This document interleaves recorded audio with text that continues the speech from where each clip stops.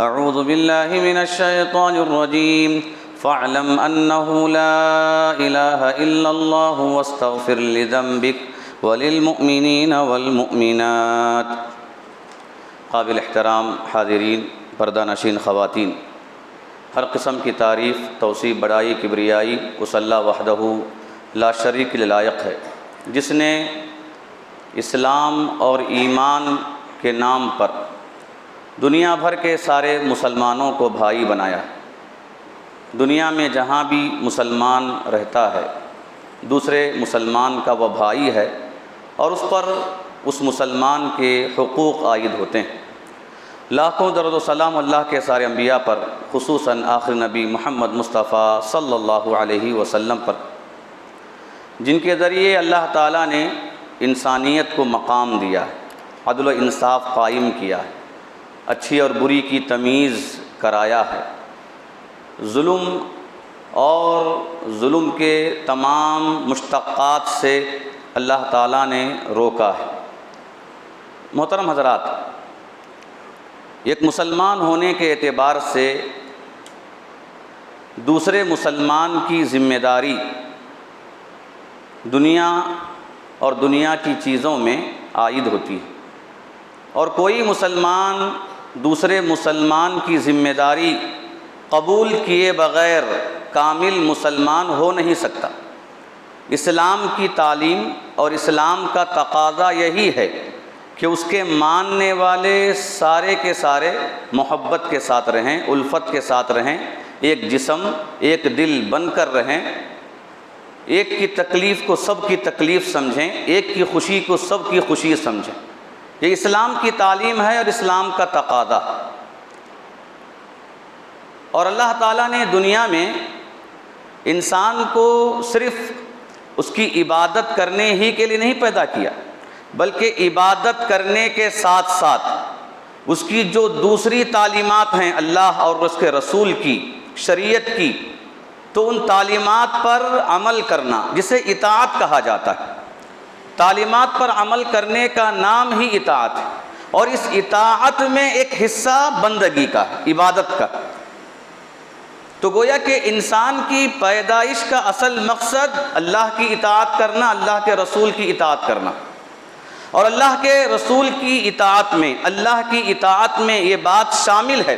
کہ ایک مسلمان دوسرے مسلمان کا درد اپنے اندر محسوس کرے،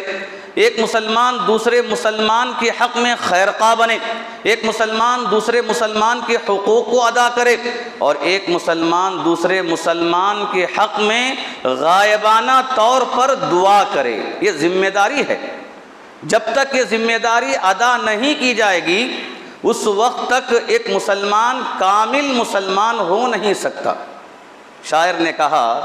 درد دل کے واسطے پیدا کیا انسان کو، ورنہ طاعت کے لیے کچھ کم نہ تھے کروبیاں۔ اگر عبادت کرنا ہو، اطاعت کرنا ہو، انسانوں سے بڑھ کر فرشتوں کی ایک بڑی تعداد ہے، اتنی بڑی تعداد ہے کہ حدیث میں کہا گیا کہ اس کعبۃ اللہ کے برابر ساتوں آسمان پر ایک اور کعبۃ اللہ جسے بیت معمور کہا جاتا ہے، وہاں پر فرشتے طواف کر رہے ہیں۔ جب ایک فرشتہ اس میں طواف کرنے کے لیے اتر جائے تو طواف ہونے کے بعد دوسرا طواف کرنے کا موقع اسے قیامت تک نہیں ملتا۔ روزانہ 70,000 فرشتے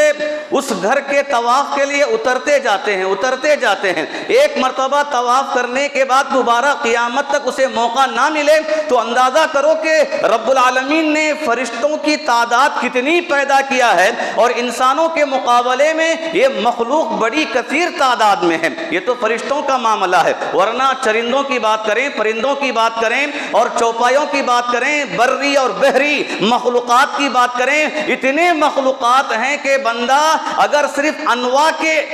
گنتی کرے کہ مچھلی ایک قسم ہے، پرندہ مرغی ایک قسم ہے، کبوتر ایک قسم ہے، صرف انواع کی گنتی کرے تو کئی کروڑ وہ قسمیں ہو جاتے ہیں، مگر اس نوع کی جو تعداد ہے اس کی گنتی کبھی انسان شمار نہیں کر سکتا۔ الغرض یہ بات طے ہے کہ اللہ تعالیٰ نے مسلمانوں کو جو حکم ان پر عائد کیا ہے اللہ کی اطاعت کرنا، رسول کی اطاعت کرنا، تو اللہ اس کے رسول کی اطاعت میں ایک مسلمان کا درد دوسرا مسلمان محسوس کرے، ایک مسلمان کی خوشی دوسرے مسلمان اپنے اندر محسوس کریں، اور اس کے ساتھ ساتھ ایک مسلمان دوسرے مسلمان کے حق میں غائبانہ طور پر دعا کریں۔ رب العالمین نے اس بات کا حکم اللہ کے رسول صلی اللہ علیہ وسلم کو دیا۔ رب العالمین نے فرمایا فَاعْلَمْ أَنَّهُ لَا إِلَهَ إِلَّا اللَّهُ، تم جان لو کہ اللہ کے سوا کوئی معبود نہیں، وَاسْتَغْفِرْ لِذَنْبِكَ وَلِلْمُؤْمِنِينَ وَالْمُؤْمِنَاتِ، کہ تم اپنے گناہوں کی معافی مانگو اللہ سے، اور مومنوں کے تعلق سے معافی مانگو، مومن مردوں کی معافی، مومن عورتوں کی معافی تم اللہ تعالیٰ سے مانگو۔ تو مومنین کے حق میں دعا کرنے کا حکم اللہ تعالیٰ نے اللہ کے رسول صلی اللہ علیہ وسلم کو دیا ہے۔ کہتے ہیں کہ عاصم ابن احول عبداللہ ابن سرجس سے سوال کیا، پوچھا کہ تم تو اللہ کے رسول کے ساتھ رہتے ہو، تو کہا کہ ہاں میں نے اللہ کے رسول کو دیکھا ہے، اور آپ کے ساتھ میں نے کھایا بھی ہے، روٹی کھایا، گوشت کھایا، سرید میں نے کھایا ہے۔ تو سوال کیا کہ اللہ کے رسول صلی اللہ علیہ وسلم نے تمہارے حق میں دعا کیا کہ نہیں کیا؟ تو عبداللہ ابن سرجس نے فرمایا کہ ہاں اللہ کے رسول نے میرے لیے بھی دعا کیا اور تمہارے لیے بھی دعا کیا، اور بطور دلیل اسی آیت کو تلاوت کرتے ہوئے فرمایا کہ اللہ نے حکم دیا ہے وَاسْتَغْفِرْ لِذَنْبِكَ وَلِلْمُؤْمِنِينَ وَالْمُؤْمِنَاتِ، کہ تم مومن مردوں کے حق میں دعا کرو اور مومن عورتوں کے حق میں دعا کرو۔ محترم حضرات، قرطبی رحمہ اللہ کہتے ہیں اس آیت کے ضمن میں کہ اللہ تعالیٰ نے یہاں خطاب اللہ کے رسول سے کیا کہ تم اپنے گناہوں کی معافی مانگو، جبکہ اللہ کے رسول صلی اللہ علیہ وسلم کے گناہ مٹا دیے گئے ہیں، پاک کر دیے گئے ہیں، اللہ نے معاف کر دیا۔ پھر خطاب اللہ کے رسول کے لیے کیا ہے؟ تو کہتے ہیں کہ خطاب اللہ کے رسول کے لیے نہیں ہے، اگرچہ کہ مخاطب آپ ہیں، ورنہ مراد آپ کی امت ہے، کہ اللہ تعالیٰ نے آپ کو حکم دے کر آپ کی امت کو یہ حکم دے رہا ہے، ایک مسلمان کی ذمہ داری ہے کہ وہ دوسرے مسلمان کے حق میں دعا کرے۔ یہ رب العالمین آپ کے ذریعے آپ کی امت کو یہ حکم دے رہا ہے، اور یہی آپ کا معاملہ تھا کہ آپ صلی اللہ علیہ وسلم ہر ہمیشہ مومنین کے حق میں، امت کے حق میں دعا کیا کرتے تھے۔ ابن حبان کی روایت ہے، عائشہ رضی اللہ تعالیٰ عنہا نے آپ سے سوال کیا، کہا اے اللہ کے نبی آپ میرے حق میں دعا کیجئے۔ آپ نے فرمایا اللہم اغفر لعائشہ ما تقدم من ذنبها وما تأخر وما اسرت وما اعلنت، کہ اے اللہ تو عائشہ کی مغفرت کر دے، جو اس نے گناہ پہلے کر دیے ہیں، جو بات کے معاملے ہیں، یا جو گناہ چھپا کے ہوئے ہیں، ظاہر ہو کر انہوں نے گناہ کیا ہے، اس سارے گناہوں کو معاف کر دے۔ اس دعا کے بعد عائشہ رضی اللہ تعالیٰ عنہا نے مسکرایا، تعجب کا اظہار پیش کیا، تو آپ نے سوال کیا کہ اے عائشہ میری دعا پر تمہیں تعجب ہو رہا ہے؟ تو کہا کہ اللہ کے نبی کیوں نہ ہوں، آپ نے عام دعا کر دی، میں تو خاص دعا کا مطالبہ کر رہی تھی۔ تو اس وقت آپ صلی اللہ علیہ وسلم نے فرمایا کہ اے عائشہ یہ وہی دعا ہے جو میں روزانہ نماز میں میری امت کے حق میں کرتا ہوں، میں اپنی امت کے حق میں دعا کرتا ہوں۔ تو گویا کہ اللہ کے رسول صلی اللہ علیہ وسلم ہر ہمیشہ اپنی امت کی فکر کیا کرتے تھے، وہ امت جو دین سے دور ہے، شرک میں مبتلا ہے، کفر میں مبتلا ہے، اس امت کی فکر آپ کیا کرتے تھے، اور وہ امت جس نے دعوت کو قبول کر لیا ہے، انسان ہونے کے ناطے غلطیاں جن سے سرزد ہو جاتی ہیں، تو آپ صلی اللہ علیہ وسلم ان کی فکر کر کے ان کے حق میں دعا کرتے تھے۔ اور آپ نے بتایا کہ میں ہر دن نماز میں میری امت کے لیے یہی دعا کرتا ہوں۔ اس سے بات ثابت ہوتی ہے کہ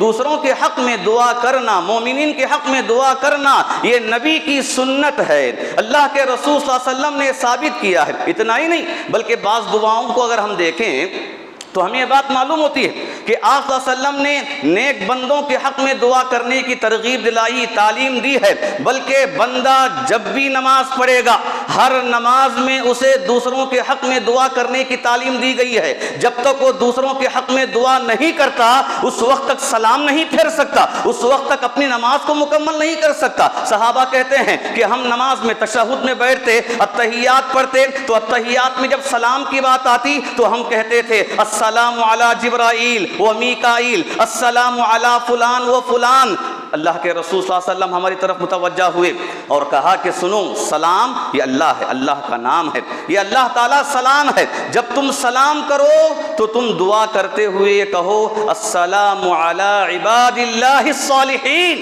کہ اللہ تعالیٰ کی سلامتی نازل ہو اللہ کے نیک بندوں پر۔ نماز جو بندہ اللہ کی خاطر اپنی اللہ کی رضا حاصل کرنے کے لیے، اپنے لیے اللہ کی رضا حاصل کرنے کے لیے، اس کے یہاں سے ثواب پانے کے لیے، اس کے فضل کو پانے کے لیے پڑھتا، لیکن شریعت نے اس نماز کے اختتام پر اس چیز کو رکھ کر ثابت کر دیا، انسان کی بندگی میں، انسان کی عبادت و اطاعت میں یہ شامل ہے کہ بندہ دوسروں کے حق میں دعا کرے، دوسروں کے حق میں خیرخواہ بنے، دوسروں کا درد اور غم خوار بنے۔ اس وقت تک کسی کا ایمان اور کسی کا اسلام مکمل ہو نہیں سکتا۔ اور اسی کے ساتھ ایک عظیم دعا ہے، اگر بندہ اس دعا کو دیکھے تو سوچ سکتا ہے کہ ہم تو یہ دعا جو پڑھ رہے ہیں بالکل عام ہے، لیکن جگہ خاص ہے،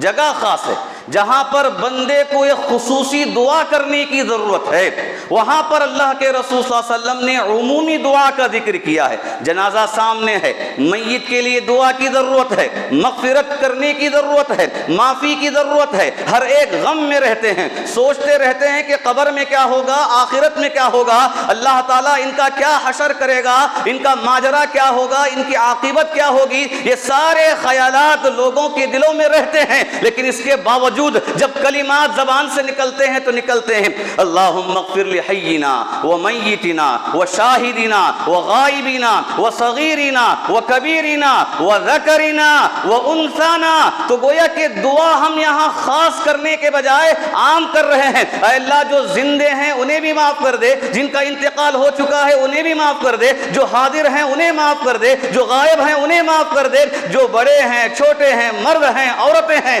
سب کو معاف کر دے۔ گویا کہ یہاں یہ تعلیم یہ ہمیں نصیحت کرتی ہے، بتاتی ہے کہ انسان چاہے کوئی زندہ ہو یا کسی کا انتقال ہو چکا ہو، ہر جگہ پر دوسروں کی خیر خواہی کا لحاظ رکھنا ضروری ہے،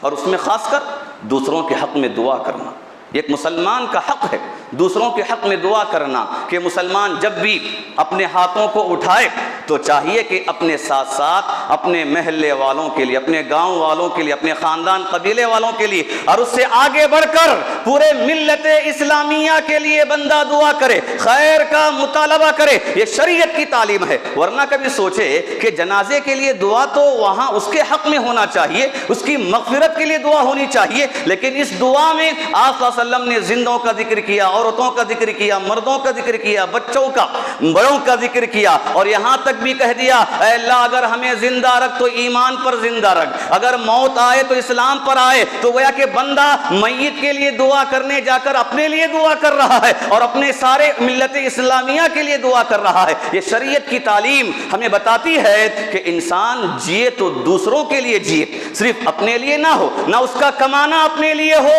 نہ کھانا پینا اپنے لیے ہو، نہ اس کا زندگی گزارنا اپنے لیے ہو، یہاں تک کہ اگر رب سے مانگنے کی بھی بات آئے تو چاہیے کہ صرف اپنے لیے نہ مانگے بلکہ اپنے ساتھ ساتھ وہ دوسروں کے لیے بھی مانگے۔ محترم حضرات، قرآن مجید ہمیں اس بات کی تعلیم دیتا ہے۔ قرآن مجید میں رب العالمین نے نبیوں کے واقعات ذکر کیے، تو نبیوں نے بھی باقاعدہ اپنے لیے دعا کرنے کے ساتھ ساتھ مومنوں کے لیے دعا کر کے یہ تعلیم دی ہے، بتایا ہے کہ روز اول سے یہ طریقہ رائج ہے۔ ہر نبی نے دعا کے ذریعے ثابت کیا کہ خیر خواہی، غم خاری اور پیٹھ پیچھے مسلمان بھائی کے حق میں دعا کرنا یہ ہر دور میں شریعت کا اصول باقی رہا۔ نوح علیہ السلام کی دعا ذکر کی گئی، رب العالمین سے نوح علیہ السلام نے دعا کرتے ہوئے فرمایا رب اغفر لی ولوالدی ولمن دخل بیتی مؤمنا وللمؤمنین والمؤمنات۔ اے میرے پروردگار تو مجھے معاف کر دے، میرے والدین کو معاف کر دے، اور جو بھی مومن مرد مومن عورت میرے گھر میں داخل ہو انہیں معاف کر دے۔ ابراہیم علیہ السلام کی دعائیں قرآن مجید کے اندر مذکور ہیں۔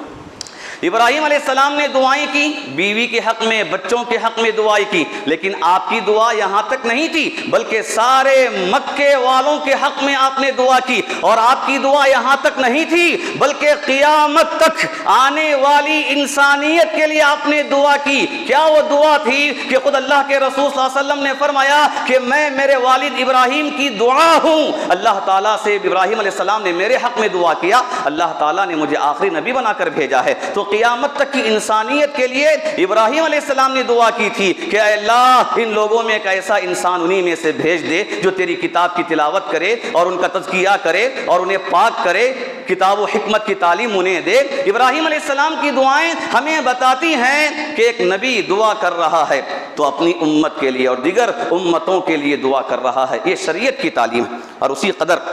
اللہ تعالیٰ نے فرشتوں کا ذکر کیا کہ صرف انسانوں کی بات نہیں بلکہ فرشتوں کا معاملہ بھی ہے کہ فرشتے بھی جب دعا کرتے ہیں تو مومنین کے حق میں دعا کرتے ہیں۔ اللہ نے فرمایا وَالْمَلَائِكَةُ يُسَبِّحُونَ بِحَمْدِ رَبِّهِمْ وَيَسْتَغْفِرُونَ لِمَنْ فِي الْأَرْضِ کہ فرشتے اللہ کی حمد کے ساتھ اس کی پاکی بیان کرتے ہیں اور ساتھ ہی ساتھ زمین میں جو بھی ہیں ان کے حق میں استغفار کرتے ہیں۔ اور دوسری آیت میں رب العالمین نے بتایا کہ فرشتے توبہ کرنے والوں کے حق میں، مومنین کے حق میں دعا کرتے ہیں، عذاب سے بچنے کی دعا، جنت میں داخلے کی دعا، اللہ کی مغفرت کا مطالبہ فرشتے مومنین کے حق میں کرتے ہیں۔ تو رب العالمین نے بتایا کہ جب ایک شریف مخلوق عمل کرتی ہے تو چاہیے کہ ایک انسان جس کے ساتھ گناہ لگے ہوئے ہیں، معصیت لگا ہوا ہے، شیطان پیچھے لگا ہوا ہے، ایسے وقت میں ایک مسلمان کی ذمہ داری بنتی ہے کہ دوسرے مسلمان کے حق میں وہ دعا کرے۔ محترم حضرات، نیک صفت انسان کا ذکر رب العالمین نے قرآن مجید کے اندر کیا، جس کا دل صاف ہو، جس کا دل پاک ہو، یقیناً وہ کسی کے تعلق سے کینہ کپٹ کدورت نہیں رکھتا اپنے دل میں، دشمنی نہیں رکھتا اپنے دل میں، تو یقیناً جب بھی وہ اپنے ہاتھوں کو اٹھائے گا تو سارے مسلمانوں کے حق میں دعا کرے گا۔ اور اللہ تعالیٰ نے نیک صحابہ، نیک صفت صحابہ، قلب سلیم رکھنے والے صحابہ، صاف دل رکھنے والے صحابہ کا ذکر میں یہ بات بتائی اور کہا، وہ دعا کرتے ہیں، کہتے ہیں والذین جاءوا من بعدہم یقولون ربنا اغفر لنا ولاخواننا الذین سبقونا بالایمان، جو ان کے بعد آئے وہ اللہ سے دعا کرتے ہوئے کہتے ہیں کہ اے اللہ جو ہم سے آگے نکل چکے ہیں، ہم سے آگے جو نکل چکے ہیں، اے ہمارے پروردگار انہیں تو معاف کر دے، انہیں بخش دے۔ صحابہ کی مثال جو رب العالمین نے بتائی، یہ نیک صفت لوگوں کی علامت ہے، دوسروں کے حق میں دعا کرنا۔ محترم حضرات، شریعت نے اس معاملے میں اتنا زور دیا ہے، تاکیدی حکم دیا، اس کی فضیلت اتنی زیادہ شریعت نے بتائی کہ اگر ایک مسلمان دوسرے مسلمان کے حق میں دعا کرتا ہے تو فرشتہ اس کے حق میں دعا کرتا ہے، اللہ تعالیٰ اس کے لیے فرشتے کو مقرر کر دیتا ہے تاکہ فرشتے کی دعا اسے حاصل ہو جائے۔ حدیث میں آپ نے فرمایا دعوت المسلم لأخیہ بظہر الغیب مستجابہ عند رأسہ ملک مؤکل کلما دعا لأخیہ بخیر قال الملک المؤکل بہی آمین ولک بمثل، کہ آپ نے فرمایا کہ ایک مسلمان مرد اپنے بھائی کے پیٹھ پیچھے غائبانہ حالت میں جب خیر کی دعا کرتا ہے تو اس کی دعا قبول کی جاتی ہے، اور اس کے اوپر، اس کے سر پر، اس کے پاس ایک فرشتے کو مقرر کیا جاتا ہے۔ جب بھی ایک مسلمان دوسرے مسلمان کے حق میں خیر کی دعا کرتا ہے تو فرشتہ بھی دعا کرتے ہوئے کہتا ہے کہ اے اللہ اسے بھی تو اسی طرح کی چیز عطا کر دے۔ بندہ جو مانگے گا وہی چیز فرشتہ بھی اس کے لیے مانگے گا۔ غالباً صحیح مسلم کی روایت ہے، ام دردہ رضی اللہ تعالی عنہا کی روایت ہے کہ ان کے داماد ان کے گھر آئے ملاقات کرنے کے لیے، دیکھا کہ ابو دردہ موجود نہیں ہیں، ساسو ماں موجود ہیں، ام دردہ رضی اللہ تعالی عنہا موجود ہیں۔ تو ام دردہ رضی اللہ تعالی عنہا نے اپنے داماد سے سوال کیا، شاید کہ تم حج کرنے کا ارادہ رکھتے ہو، تمہارا حج کرنے کا ارادہ ہے؟ تو داماد نے کہا کہ ہاں حج کرنے کا ارادہ ہے۔ تو اس وقت ام الدرداء رضی اللہ تعالی عنہا نے کہا کہ اگر تمہارا ایسا ارادہ ہے تو چاہیے کہ تم ہمارے حق میں خیر کی دعا کرو،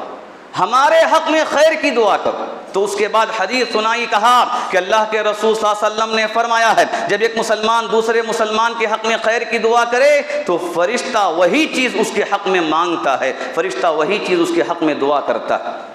یہ صحابہ کا عمل ہے کہ صحابہ احادیث پر ہر جگہ پر عمل کرتے تھے،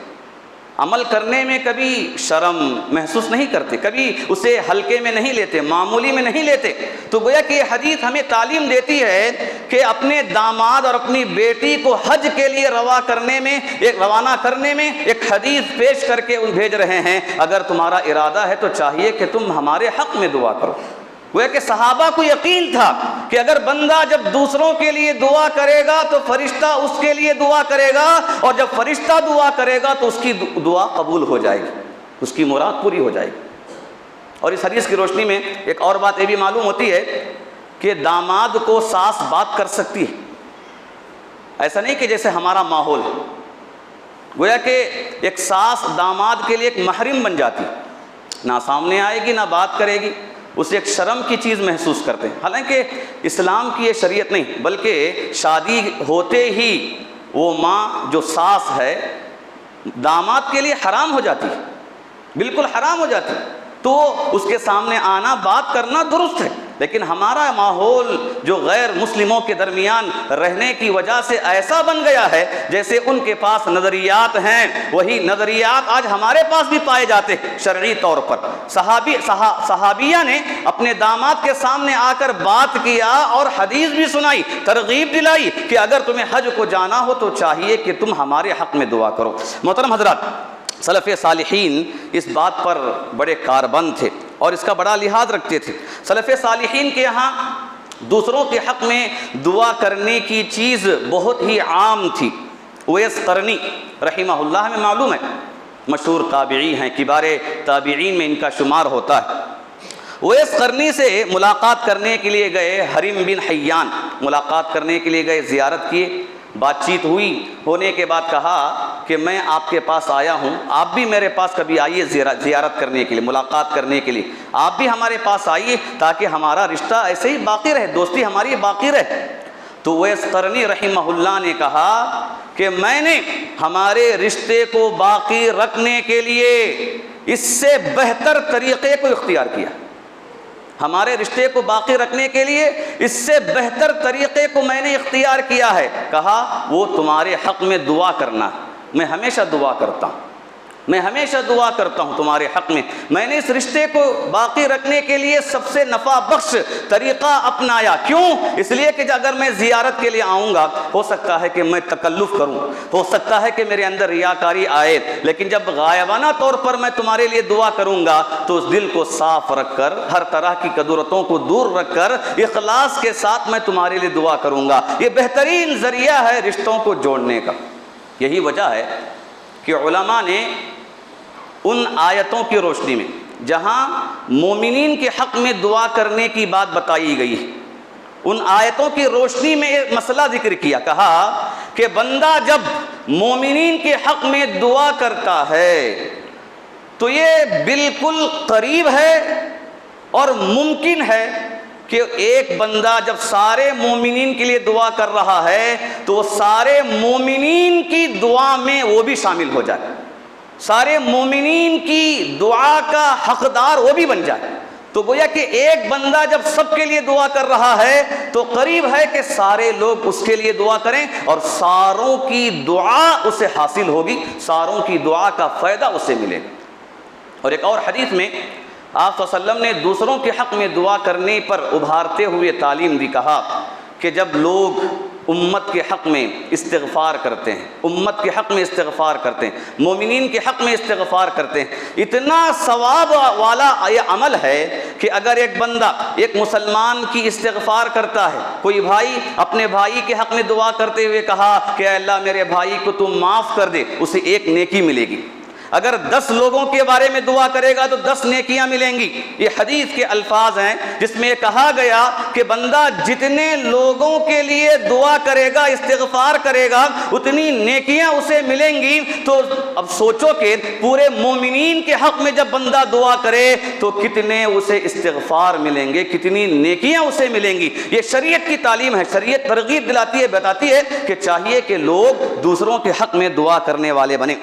محترم حضرات، اللہ کے رسول صلی اللہ علیہ وسلم ہمیشہ صحابہ کے حق میں دعا کرتے تھے۔ صحابہ میں عبداللہ ابن عباس رضی اللہ عنہما کے حق میں آپ نے دعا کرتے ہوئے کہا تھا اللہم فقہہ فی الدین وعلمہ التأویل، کہ اے اللہ اسے دین کی سمجھ عطا کر، اور کہ جو قرآن ہے، شریعت کی تعلیم ہے، اس کی تفسیر اسے عطا کر۔ تو اللہ رب العالمین نے آپ کی دعا قبول کر لی اور آپ کو مفسر بنا دیا، مفسروں کا امام بنا دیا۔ آپ قرآن کے بڑے مفسر تھے۔ انس رضی اللہ تعالیٰ عنہ کے حق میں آپ نے دعا کی اللہم اکثر مالہ وولدہ وبارک لہ فیما عطیتہ، اے اللہ اس کے مال میں، اس کی اولاد میں اضافہ کر دے، کثرت سے عطا کر، اور جو بھی دے اس میں برکت دے۔ انس رضی اللہ تعالیٰ عنہ لمبی عمر پائے، بلکہ خود صحیح مسلم کی روایت کے اندر یہ بات ثابت ہے، انہوں نے خود بتایا کہ میری اولاد کی اولاد، ان کی تعداد 100 تک پہنچ چکی، تعداد اولاد میں اضافہ ہو گیا، مال میں اضافہ ہو گیا۔ بلکہ صحیح بخاری کی روایت میں ہے، ان کی بڑی بیٹی جن کے بارے میں ابن حجر رحمہ اللہ نے کہا کہ ان کا نام امینا تھا، انہوں نے بتایا اپنے باپ کے سامنے، کہا کہ تمہاری موجودگی میں تمہارے پوتوں کو دفن کر کے آ رہے ہیں، 25 پوتوں کو ہم نے دفن کیا۔ انس رضی اللہ تعالیٰ عنہ کی موجودگی میں ان کے 25 پوتے انتقال کر گئے، اتنی بڑی عمر انہیں ملی اور ان کی اولاد میں اتنا اضافہ ہو گیا تھا۔ یہ اللہ کے رسول صلی اللہ علیہ وسلم کی دعا کا فائدہ تھا۔ اور اسی قدر عبد الرحمن بن عوف رضی اللہ تعالیٰ عنہ کے حق میں آپ نے دعا کی۔ معلوم ہوا کہ شادی کیے، پوچھا کہ کیا یہ رنگ کیا دکھ رہا ہے، زردی کیسی ہے؟ کہا شادی میں نے کی ہے۔ تو آپ نے کہا کہ اگر طاقت ہے تو ولیمہ کر لو، ایک بکری ہی صحیح، ولیمہ کر دو۔ اور اس کے بعد دعا کرتے ہوئے فرمایا اللہم بارک اللہ لک فی مالک، اللہ تمہارے مال میں برکت دے۔ اور یہ دعا کا اثر اتنا زیادہ تھا کہ ان کے انتقال کے بعد ان کی بیویوں کے لیے، 4 بیویاں تھیں، تو ان کی بیویوں کے لیے 1000 اونٹ تھے، 100 گھوڑے تھے، 3000 بکریاں تھیں، اور ایک بیوی کو 80 ہزار دینار ترکے میں ملا تھا۔ رب العالمین نے ان کے مال میں اتنی برکت دیتی، یہ اللہ کے رسول کی دعا کا اثر تھا۔ لیکن یہاں پر بات یہ ہے کہ آپ صلی اللہ علیہ وسلم وقتاً فوقتاً صحابہ کے حق میں دعا کیا کرتے تھے، بلکہ یہ آپ کی دعا کا معاملہ، امت کی فکر کا معاملہ صرف دنیا کے حد تک نہیں، بلکہ آخرت میں بھی آپ صلی اللہ علیہ وسلم اپنی امت کے حق میں دعا کریں گے۔ یہ آپ کی سنت گویا کہ وہاں پر بھی ثابت ہوگی۔ آپ نے حدیث کی روشنی میں اس بات کو واضح کر دیا کہ آپ دنیا میں بھی دعا کرنے والے ہیں امت کے حق میں، اور آخرت میں بھی دعا کرنے والے ہیں امت کے حق میں۔ آپ نے فرمایا لِكُلِّ نَبِيٍّ دَعْوَةٌ مُسْتَجَابَةٌ فَتَعَجَّلَ كُلُّ نَبِيٍّ دَعْوَتَهُ وَإِنِّي اخْتَبَأْتُ دَعْوَتِي شَفَاعَةً لِأُمَّتِي يَوْمَ الْقِيَامَةِ، کہ ہر نبی کو اللہ تعالیٰ نے ایک دعا دیا ہے جس دعا کو فوراً قبول کیا جاتا ہے۔ مجھے بھی وہ دعا دی، لیکن نبیوں نے دعا کرنے میں جلدی کر دی، دنیا ہی میں وہ دعا کر لی، وہ مانگ لیا، لیکن میں نے اس دعا کو چھپا کر رکھا ہے میری امت کے لیے۔ کل قیامت کے دن میں یہ دعا کروں گا، جسے شفاعت کہتے ہیں، سفارش کہتے ہیں۔ اللہ تعالیٰ آپ کو اجازت دے گا، اللہ کی اجازت کے بعد آپ سجدہ ریز ہوں گے، اللہ کے اسماء حسنہ کا ذکر کرتے ہوئے امت کے حق میں آپ سفارش کریں گے۔ لیکن آپ صلی اللہ علیہ وسلم کا یہ اسوہ، یہ نمونہ اور آپ کی یہ سنت ہم مسلمانوں کو یہ تعلیم دیتی ہے کہ آپ صلی اللہ علیہ وسلم دنیا میں بھی لوگوں کے حق میں دعا کر رہے ہیں اور آخرت میں بھی اپنی امت کے حق میں دعا کریں گے۔ ایسی صورت میں چاہیے کہ ہم اس بات کو محسوس کریں، اس بات کو سمجھیں۔ ایک مسلمان کی ذمہ داری ہے، حق بنتا ہے کہ ایک مسلمان دوسرے مسلمان کے حق میں دعا کرے۔ محترم حضرات، اسلام نے مسلمانوں کو آپس میں ایک جسم بنایا، المسلم اخو المسلم۔ اللہ کے رسول نے کہا انما المؤمنون اخوہ، اللہ تعالیٰ نے فرمایا کہ مسلمان کا بھائی، مومنین سارے کے سارے آپس میں بھائی۔ بھائی کا کیا مطلب ہے؟ بھائی کا مطلب یہ بنتا ہے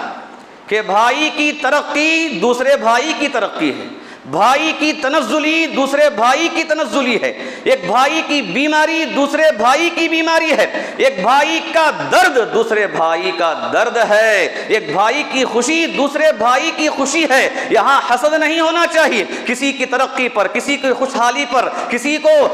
حسد اور کینہ کپٹ نہیں رکھنا چاہیے، یہاں دشمنی نہیں ہونی چاہیے، بلکہ صاف دل رکھتے ہوئے سب کے سب آپس میں محبت کے ساتھ، اخوت کے ساتھ، ہمدردی کے ساتھ رہیں۔ یہ شریعت کی تعلیم ہے، اور اس کی مثال آپ صلی اللہ علیہ وسلم نے دی کہ سارے مسلمان ایک جسم بن کر رہیں۔ کیا معنی ہے ایک جسم بننے کا؟ کہ اگر پیر میں بھی کانٹا چبھے تو اس کا اثر آنکھوں میں دکھائی دے، آنکھوں کے پانی اور کہ آنکھوں کے اثرات سے وہ تکلیف دکھائی دے، بتائے کہ پیر میرا حصہ ہے، اس کا درد میرا درد ہے، میں اس کا درد محسوس کرتا ہوں۔ محترم حضرات، آج جو کچھ حالات ہم دیکھ رہے ہیں، جیسے کچھ کے خبریں آج ہم سن رہے ہیں، یقیناً یہ خبریں بڑی ہی تکلیف دہ ہیں، ایک مومن کے لیے بڑے ہی افسوسناک ہیں، بڑے ہی رنجیدہ کرنے والے، غمزدہ کرنے والے ہیں۔ اور یہ بات ہمیں معلوم ہے کہ آج کے حالات فلسطین میں اور فلسطین کے علاقے میں جیسے کچھ ہیں، یہ تو ہر سال ایسے حالات ہوتے رہتے ہیں۔ ایک ظالم نے، قابض نے اس پر قبضہ کیا اور وہاں کے مسلمانوں پر ظلم ڈھایا، اور یہ کئی سالوں سے سلسلہ چلتا آ رہا ہے۔ بلکہ سمجھیے قرآن مجید نے ہمیں اس بات کی تعلیم دے دی، بتا دیا، مسلمانوں کے اگر دشمن ہیں، سخت دلی کے ساتھ کوئی دشمنی کرنے والا ہے تو اس میں پہلے نمبر پر یہود ہیں، اور اس کے بعد مشرکین ہیں، اللہ کو چھوڑ کر غیر اللہ کی عبادت کرنے والے لوگ ہیں، یہ مسلمانوں کے دشمن ہیں۔ ایسے وقت میں مسلمانوں کی ذمہ داری بنتی ہے کہ دوسرے مسلمانوں کا ساتھ دیں، لیکن ہم نہ اپنی سیاسی طور پر ساتھ دے سکتے ہیں، نہ مالی طور پر ساتھ دے سکتے ہیں، نہ اپنی کسی طاقت کے لحاظ سے ساتھ دے سکتے ہیں۔ اگر آج ہمارے پاس مسلمانوں کی تکلیف میں ساتھ دینے کے لیے کوئی بہترین چیز ہے تو ان کے حق میں دعا کرنا ہے، ان کے حق میں دعا کرنا ہے، ان کی حفاظت کا اللہ سے مطالبہ کرنا ہے، ان کی جان و مال کی حفاظت کا رب العالمین سے مطالبہ کرنا ہے، ان کی مغفرت کا مطالبہ اللہ تعالیٰ سے کرنا ہے۔ یہ ہم مسلمانوں کی ذمہ داری ہے کہ اگر ہم ہو سکے تو اپنے جسمانی طور پر ساتھ دیں، مالی طور پر ساتھ دیں، اپنا عہدہ و منصب کے لحاظ سے ساتھ دیں۔ ہمارے پاس یہ کوئی چیز نہیں ہے، اگر ہم ساتھ دے سکتے ہیں، ان مسلمانوں کے درد میں شریک ہو سکتے ہیں، تو سب سے بہترین اور اول درجے کا طریقہ ان کے حق میں دعا کرنا ہے۔ آج ہمیں اس بات کو محسوس کرنے کی ضرورت ہے۔ اپنے لیے میں اپنے آپ کو شامل کر کے یہ بات آپ کے سامنے رکھتا ہوں۔ ذرا سینے پر ہاتھ رکھ کر بتائیے، اتنے دنوں سے یہ مسئلہ چل رہا ہے کہ ہم میں سے کتنے ایسے لوگ ہوں گے جو کبھی ان کے حق میں دعا کیا ہو، یا ان کے بھلائی کے لیے ہم نے کبھی اللہ سے مانگا ہو، چند کلمات ہم نے اپنی زبان سے نکالا ہو۔ بس ہم افسوس کرتے رہیں گے، اخبارات پڑھتے رہیں گے، اور معلوم کرنے کی کوشش کریں گے آج کتنے مرے، آج کتنے مرے، آج کس جگہ کا حال برا ہے۔ یہ ساری چیزیں ہوتی رہیں گی، کان کو مزہ ملے گا، لیکن دل کے اندر وہ تکلیف جو ایک ایمان کے نام پر، اسلام کے نام پر ایک مسلمان کی ہونی چاہیے، آج وہ تکلیف ہمارے اندر نہیں۔ اسی لیے بعض علماء نے کہا مسلمان کے پیٹھ پیچھے غائبانہ طور پر دعا کرنا آج سنت مہجورہ ہے، ایک چھوٹی ہوئی سنت ہے، مسلمانوں نے اسے پسے پشت ڈال دیا۔ یاد رکھیے، جب تک ہم دوسرے مسلمانوں کے حق میں بھلائی کی دعا نہیں کریں گے، اس وقت تک ہم کامل مسلمان ہو نہیں سکتے، ہمارا ایمان کامل ہو نہیں سکتا۔ اللہ کے رسول صلی اللہ علیہ وسلم کی یہ سنت ہے کہ آپ صلی اللہ علیہ وسلم کے سامنے جب بھی یہ بات آتی کہ فلاں پر ظلم ہو رہا ہے، فلاں کو ستایا جا رہا ہے، آپ درد محسوس کرتے، خنجر چلے کسی پر تڑپتے ہیں ہم امیر، سارے جہاں کا درد ہمارے جگر میں ہے۔ رب العالمین نے اس بات کی گواہی دی، لقد جاءکم رسول من انفسکم عزیز علیہ ما عنتم۔ مسلمانوں کی تکلیف کو اپنی تکلیف سمجھنے والے یہ اللہ کے نبی ہیں۔ ہم آپ سے محبت کرنے والے، ہم آپ کو اسوہ بنانے والے، ہم آپ کی تعلیمات پر عمل کرنے والے، تو چاہیے کہ اس تعلیم کو ہم یاد رکھیں، ان کے حق میں دعا کرنا، مسلمانوں کے حق میں دعا کرنا۔ اور اللہ کے رسول صلی اللہ علیہ وسلم نے صرف کمزور مسلمانوں کے حق میں ان کی تکلیف کو دور کرنے کی دعا نہیں کی، بلکہ تکلیف کو دور کرنے کے ساتھ ساتھ آپ صلی اللہ علیہ وسلم نے اسلام کے غلبے کی بھی دعا کی ہے۔ اور آج ہمیں اس دعا کی بھی پابندی کرنے کی ضرورت ہے کہ اسلام غالب آ جائے، اسلام کیا وہ اونچائی پر آ جائے، ترقی کر جائے اور بلندی پر پہنچ جائے. جیسا کہ آپ صلی اللہ علیہ وسلم نے مکے کے اندر جب مسلمان کمزور تھے، ستایا جا رہا تھا، تکلیف دی جا رہی تھی، ایسے وقت میں آپ نے دعا کی تھی اللہم اعز الاسلام بعمر یا بعمرین. آپ نے دعا کی تھی کہ اے اللہ اسلام کو غلبہ دے دے عمر کے ذریعے یا عمرین. تیرے نزدیک جو عمر یا ابو جہل پسندیدہ ہے تو اس میں سے کسی ایک کے ذریعے تو اس اسلام کو غالب کر دے، اسلام کو غلبہ کر دے. اسلام کی حفاظت، دین کی حفاظت، مسلمانوں کی حفاظت، اس کے حق میں دعا کرنے کی ہمیں تعلیم دی گئی ہے. لہذا ہمیں چاہیے کہ دوسروں کی تکلیف کو اپنی تکلیف سمجھے. دنیا جہاں میں مسلمانوں کو تکلیف پہنچ رہی ہو، ستایا جا رہا ہو، اسے اپنا درد محسوس کریں، اب ان کے حق میں دعا کریں، ان کے جان و مال کی حفاظت کی دعا کریں. اللہ تعالیٰ سے اسلام کی بقا، اسلام کے غلبے، مسلمانوں کی بقا اور مسلمانوں کے غلبے کی دعا کریں. اللہ تعالیٰ سے دعا ہے کہ اللہ تعالیٰ فلسطین کے مسلمانوں کی حفاظت فرمائے، رب العالمین ان کے جان و مال کی حفاظت فرمائے. اللہ تعالیٰ کافروں کے جماعت میں اختلاف ڈال دے، رب العالمین ظالموں کو ظلم سے رکنے کی توفیق عطا فرمائے. رب العالمین جو لوگ ظلم کرنے میں جڑ رہے ہیں اللہ تعالیٰ ان کے دلوں کو متفرق کر دے. رب العالمین مسلمانوں کے دلوں کو محبت کے ساتھ، یکجہتی کے ساتھ مل جل کر رہنے کی توفیق عطا فرمائے. اللہ تعالیٰ مسلمانوں پر جہاں کہیں ظلم ہو رہا ہے، لوگوں کا ستانا ہو رہا ہے، اللہ تعالیٰ ہر جگہ مسلمانوں کی غیبی طور پر حفاظت فرمائے. اللہ ان کے جان و مال کی حفاظت فرمائے. اللہ اسلام کو غلبہ عطا فرمائے. اللہ تعالیٰ ہم مسلمانوں کو اسلام پر صحیح طور پر عمل کرنے کی توفیق عطا فرمائے. رب العالمین اسلامی تعلیمات کے مطابق اپنی زندگی گزارنے کی توفیق عطا فرمائے. آمین. بارک اللہ لنا ولکم فی القرآن المجید ورفعنا وإياكم بالآیات والذکر الحمید. انہ تعالی جواد کریم ملک بر رؤوف رحیم رب حلیم.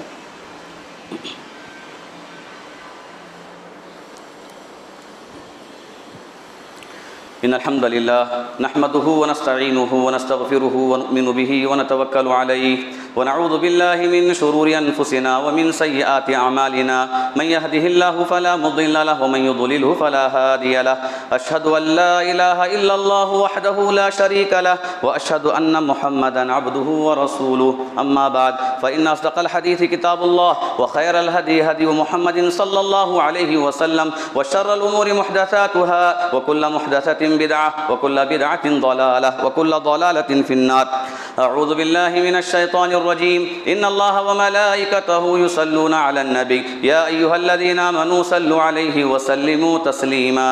اللهم صل على محمد وعلى آل محمد كما صليت على إبراهيم وعلى آل إبراهيم إنك حميد مجيد. اللهم بارك على محمد وعلى آل محمد كما باركت على إبراهيم وعلى آل إبراهيم إنك حميد مجيد. اللهم انصر من نصر دين محمد صلى الله عليه وسلم واجعلنا منهم آمين. وخذل من خذل دين محمد صلى الله عليه وسلم ولا تجعلنا منهم آمين. عباد الله رحمني ورحمكم الله. إن الله يأمر بالعدل والإحسان وإيتاء ذي القربى وينهى عن الفحشاء والمنكر والبغي يعظكم لعلكم تذكرون. اذكروا الله يذكركم وادعوه يستجب لكم ولذكر الله تعالى وأولى وعز وأكبر.